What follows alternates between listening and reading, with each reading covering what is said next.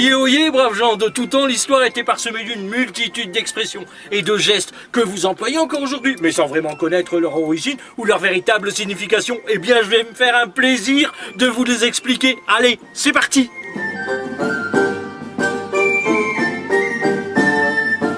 Nous allons voir une expression qui nous parle d'un mauvais état, à mot couvert, et c'est ne pas être dans son assiette.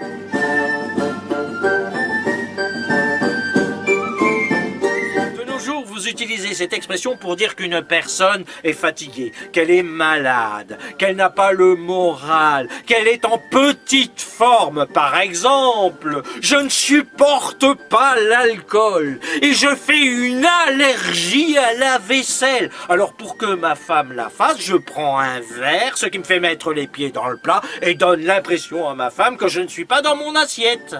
Mais d'où vient cette expression ? L'expression nous vient du XVIe siècle, mais contrairement à ce que l'on pourrait croire, elle ne vient pas du monde de la gastronomie. Elle tire son origine de l'équitation. Le mot assiette vient du verbe asseoir. On disait d'un cavalier qui était mal installé sur sa selle qu'il n'était pas dans son assiette. Dans le langage courant, cette position désagréable a ensuite désigné une manière d'être, puis un état d'esprit.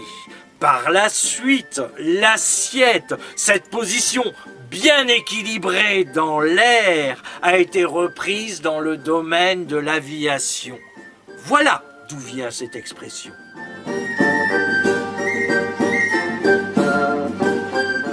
Ne pas être dans son assiette, ce n'est pas mettre les pieds dans le plat, ce n'est pas chanter comme une casserole, ce n'est pas boire la tasse, ni même voir des soucoupes, mais c'est être déséquilibré, être dans un état instable, avec pour seul remède aller voir le magicien d'Auge.